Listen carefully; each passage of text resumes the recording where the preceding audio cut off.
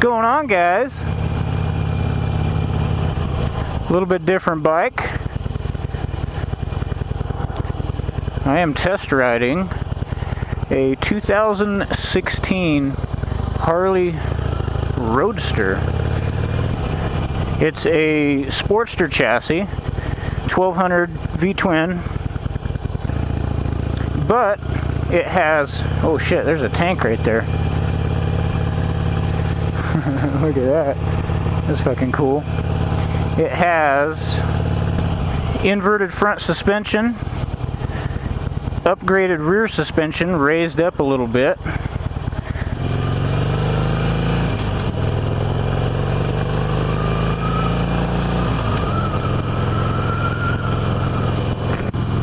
Low slung handlebars, kind of a fastback seat to it. It looks freaking awesome. It really does. It looks awesome. And it's actually quite a comfortable riding position so far. Very, very smooth compared to my bike. Oh, it has a gear indicator. Analog tack. Digital speedometer.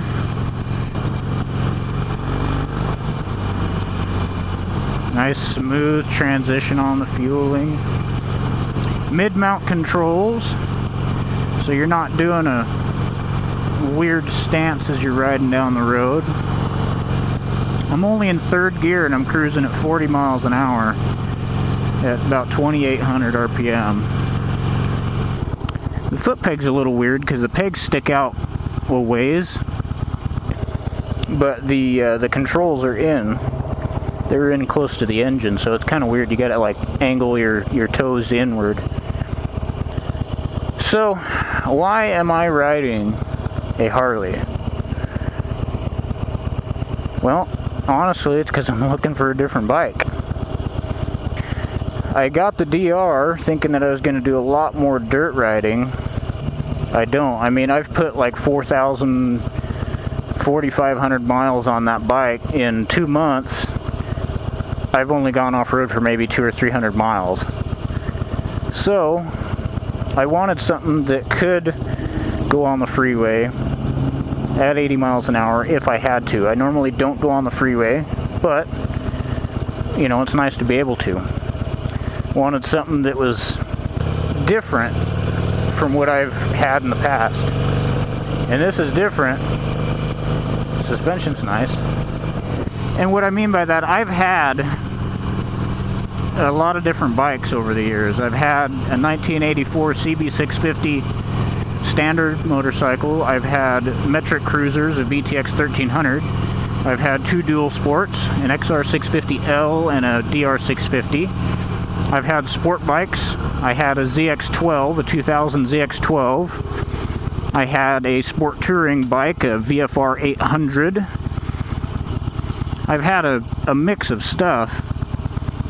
I've never had a Harley. And a lot of people say, well, what's so different about a Harley? You already had a VTX. It's the same thing. Well, you're right. It's a cruiser. Same deal. It's a V-twin, you know, 5-speed transmission, all of that jazz. The difference about a Harley, for me anyways, is their styling, like on this Roadster here. And even I'm looking at this Roadster and I'm also looking at a Street Bob. But the difference to me is I've trained on Harleys. I got kind of an insider's view of Harley and what they do, their research and development, the quality of work, you know, the quality of parts, things like that. And in my experience, Harley is above everybody else as far as research and development, just the overall quality of the machines they put out. And I know there's going to be a lot of people that disagree and they say, oh, we're all pieces of shit and blah blah blah, you know. And sure, go ahead, you've got your opinion, I've got mine. I like them, honestly, I do. I really like them. Transmission's a lot smoother than the demo bikes I did down in Arizona. A lot smoother. Clutch is nice, smooth, very controllable. It's not jerky.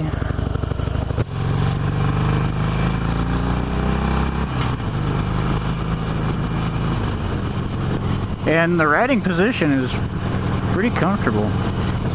The one thing that I don't really like right now, and it's probably just because I'm not used to it, is the turn signals. Now let's see what this thing can do. Ooh, wow, that sticks to the road.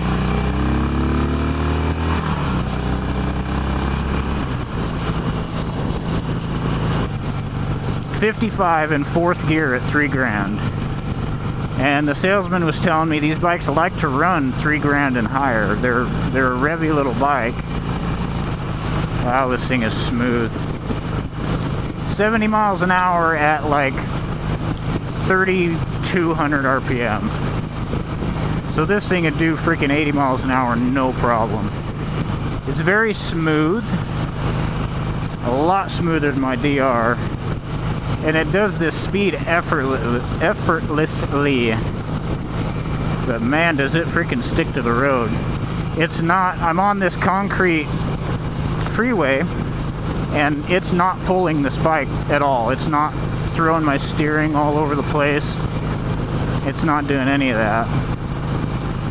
So in fifth gear, you roll on it and you can move.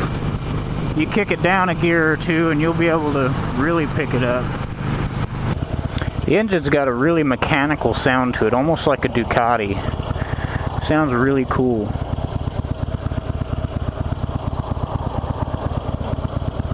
Kickstand is easy to access.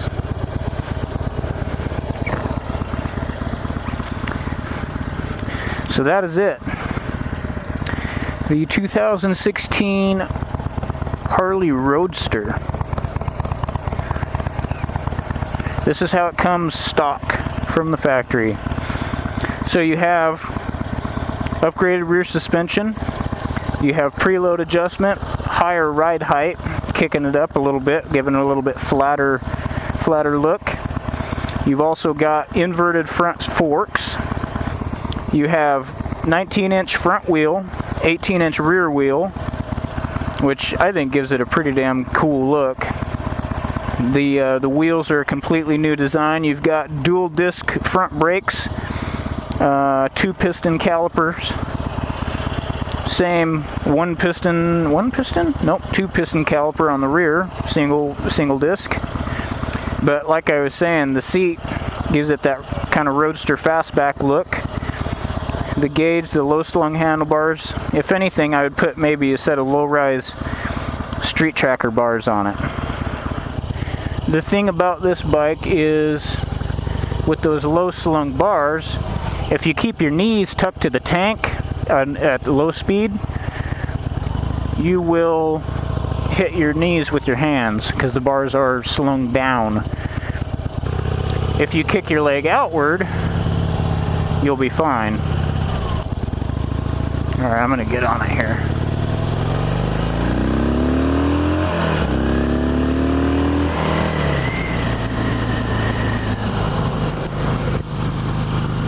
It gets up and goes. It does alright.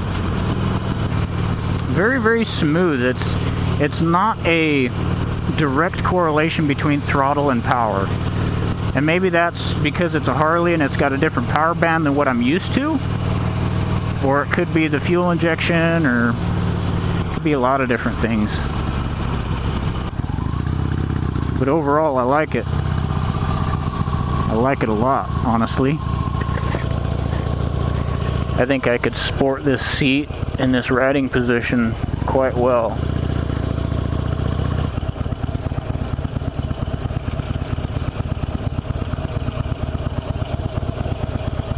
How was it?